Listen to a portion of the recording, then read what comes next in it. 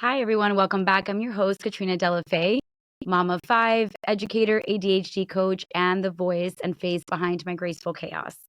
If you've ever wondered why your brain is all scattered and you can't focus on more than one task at a time, and you feel like your brain is just broken because you can't get things done like everybody else, you're not alone. And your brain is not broken. It is absolutely beautiful and probably built for innovation and big picture thinking. Stay with me. Welcome to my graceful chaos. I'm your host, Katrina Delafay, educator, ADHD coach, and believer in the power of passion-led learning to transform how we teach, parent, and grow.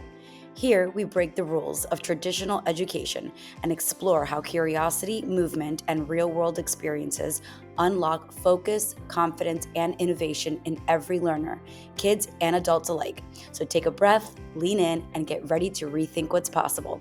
This is my graceful chaos. Let's dive in.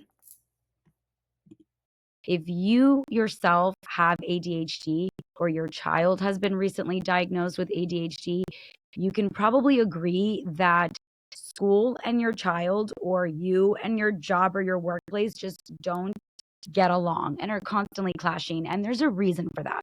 Why do ADHD brains struggle to work within traditional systems? This is something that I talk about all the time because all of the research points back to ADHD brains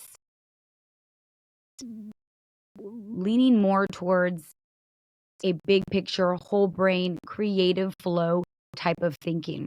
Okay, so you have to first understand there's a lot of executive function differences. ADHD brains have underactive connections in the response in that area of the brain that is responsible for planning, prioritizing, organizing tasks, time management, for example.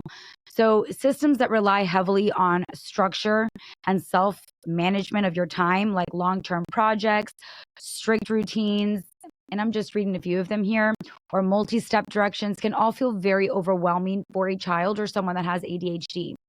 So, now, I'm going to speak primarily to teachers here for just a second, or even parents if you are homeschooling your students or your kids that have ADHD. But being able to break steps down into smaller segments helps a child with ADHD a lot because it gives them one task, visually, one task to complete at a time.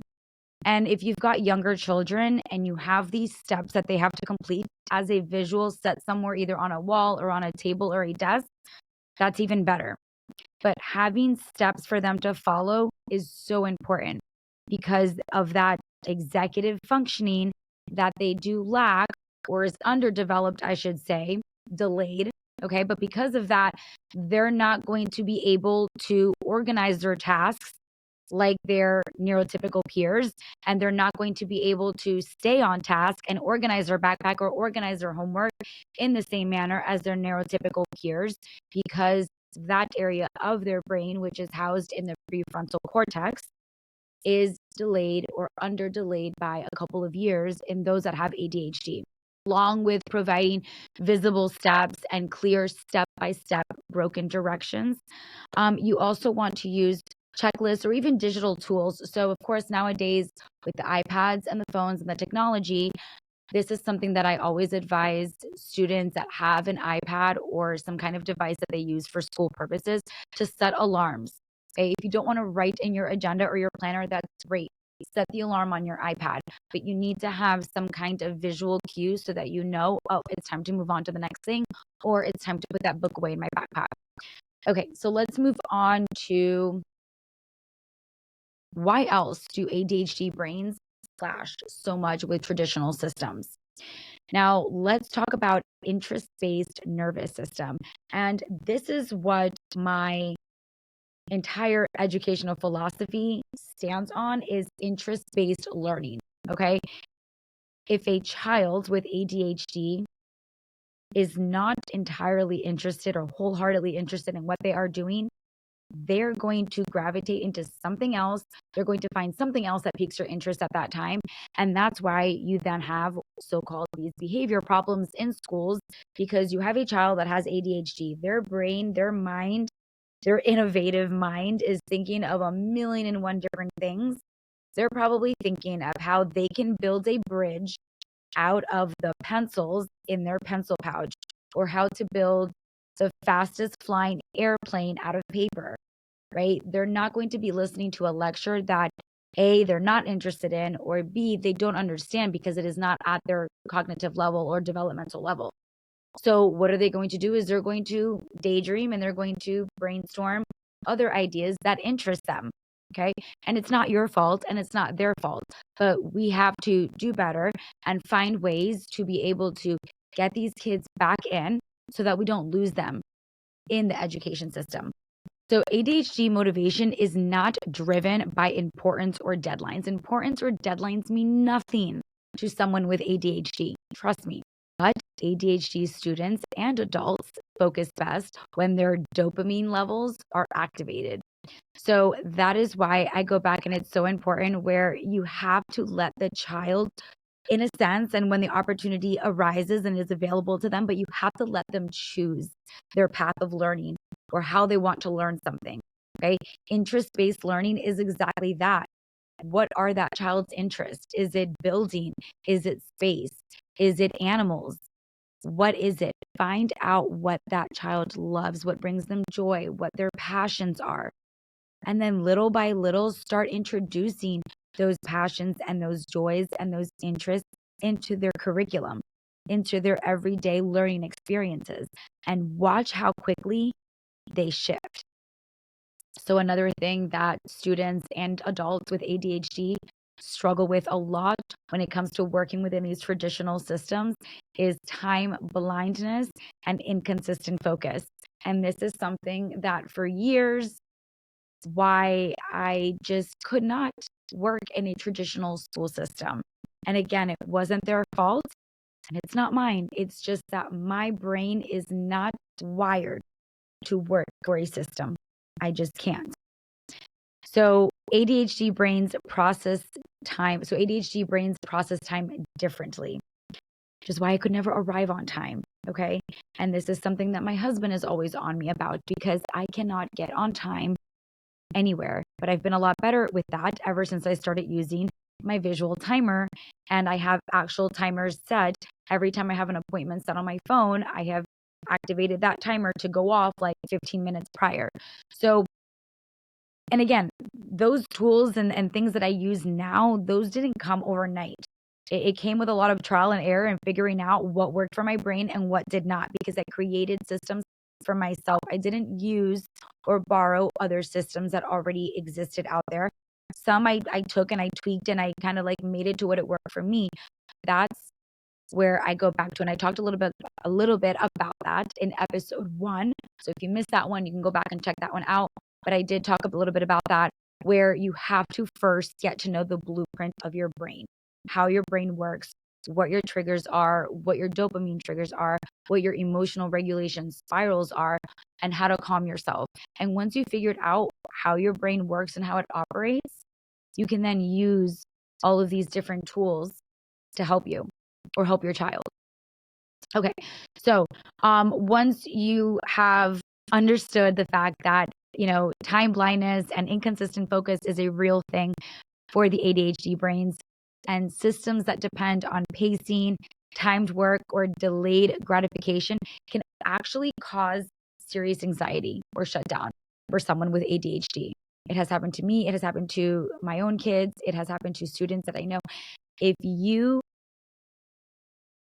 keep going and keep going and keep going and keep grinding or working into a system and working against it,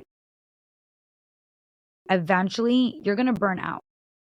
You're going to burn out because you're working in a system that is not, it's not rewarding your dopamine, right? And if it's not rewarding your brain with that dopamine that your brain needs, you're going to crash out. You're going to burn out, especially if you don't practice or use the right tools to self-regulate when that burnout happens. And that's what happened to me.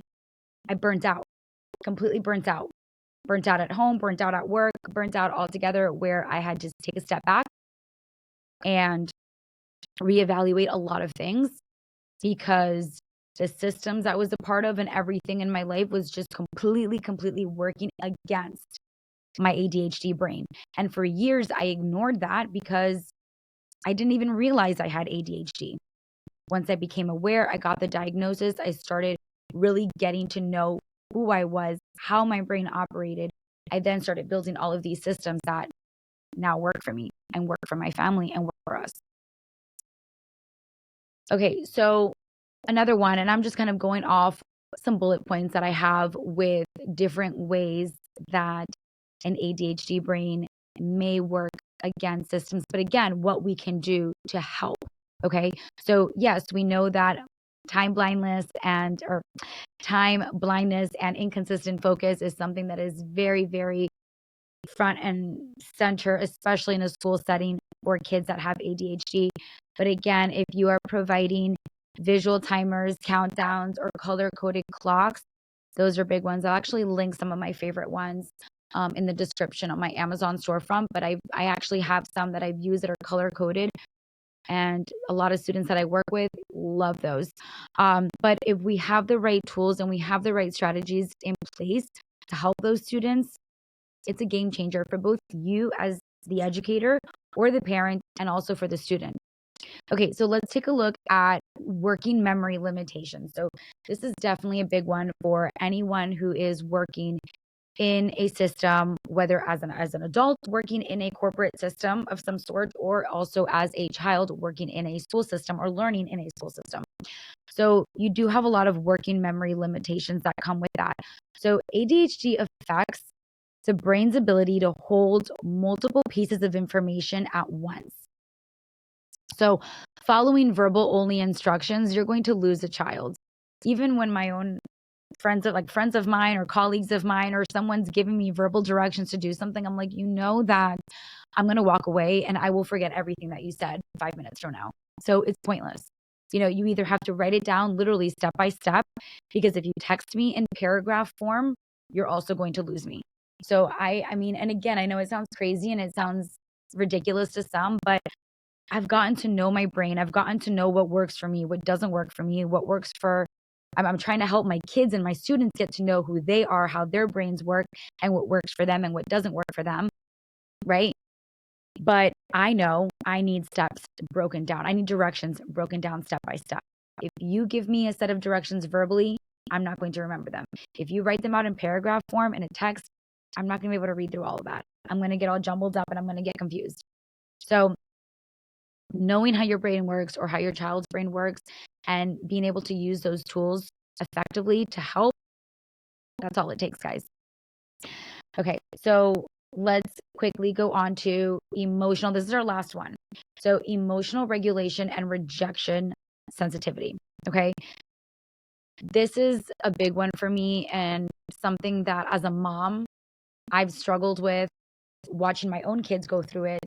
And it also hits a certain part of my heart and just I get a little emotional about it because it kind of brings me back to my childhood and growing up and why I always felt so rejected and felt like nobody wanted to be my friend. I felt so out of the group or the circle or whatever. And now looking back and understanding, what it was and that it was just a response to my ADHD masking, it all makes sense. So ADHD students often experience what's called strong emotional reactions.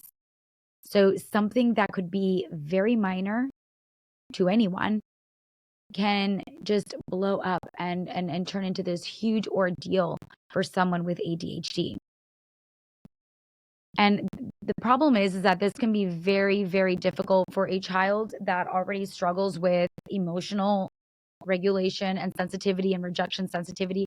This can be very difficult when you are in a system, in a traditional system that emphasizes compliance and can intensify shame, not on purpose, but, when you are running a school system, right? And there are rules and regulations and policies in charge or in place, for the child's safety, okay, or for everybody's safety, it's it's a fine line, I should say, right? It's a fine line because as the adult, you want to make sure that all of the systems are being, followed and all the rules are being followed for everybody's safety. But then you also have to walk that fine line where you have children or individuals with ADHD, where if you lash out at them or you say something to them or, something just kind of veers off and that child or that person takes it very personal, they're going to shut down completely. Okay. And again, it might be completely out of your control and that happens, right? And I'm not saying that the school did anything wrong or the teacher would or the parent. It's just awareness, right, guys? That's all we're talking about here. It's just being aware. We're not pointing fingers. We're not saying that, the child is wrong for behaving in a certain way or that the school is not doing what they're supposed to or that the teacher is not following whatever protocol should be followed. Like, that's not what this is. This is bringing awareness, okay? Just understanding that a child with ADHD, okay, 9 times out of 10 is going to struggle with emotional regulation and they're going to be sensitive and often feel like they are rejected, even though they may not be. But in their eyes, the way that they're perceiving that experience, they feel rejected. Okay. So again, just something to keep in mind, right? Okay. So I know I said that I was pretty much done, but I do have just a few more that I want to quickly cover. So this constant need for movement and stimulation, okay, is something that is very, very apparent with adults with ADHD and also students that have ADHD. I mean, you see me, I'm like moving and talking with my hands because for the life of me, I can't sit still. I just can't do it. So that constant need for movement and stimulation is something that, if you are expecting a child to sit in class for 30 minutes or longer, and I'm talking about a child that has, again, a formal ADHD diagnosis and they're squirming, they're moving around, they're getting antsy, they're getting up to sharpen their pencil, they're getting up to throw something away. And again, they're doing these things not because they're trying to purposely disrupt a classroom environment, but because they physically just cannot sit there any longer. Their bodies physically just cannot sit there a second longer. So what do I encourage teachers, or even if you're homeschooling as well, because I work with a lot of families that homeschool, but if you're homeschooling even at home, there has to be structure, obviously, right? And there's time to learn, time for the extracurriculars, time for movement and all of that. But you want to make sure that you are breaking up time within that child's day for plenty of movement that is developmentally appropriate for their age. Okay. So movement breaks, brain breaks, walking and talking is something that I highly encourage. So in a lot of schools, they have 2 teachers in a classroom, right? So if you're lucky enough and fortunate enough to have that in your class, in your school, where you have yourself or or a co-teacher or an assistant, use that and have that other teacher take that child out of the classroom, remove them from the environment, right? And just go for a walk and talk to them about their day or what they did over the weekend or, the birds that they see outside or, what they hear, what they see, what they feel, try to talk to them about, their senses to distract them about what may be setting them off in that emotional roller coaster at that time. But we have to be able to identify when these kids are having these meltdowns because they're not, either they're under or overstimulated, right? But being able to just at least identify and again, using the proper tools and strategies to help that child thrive. Okay. And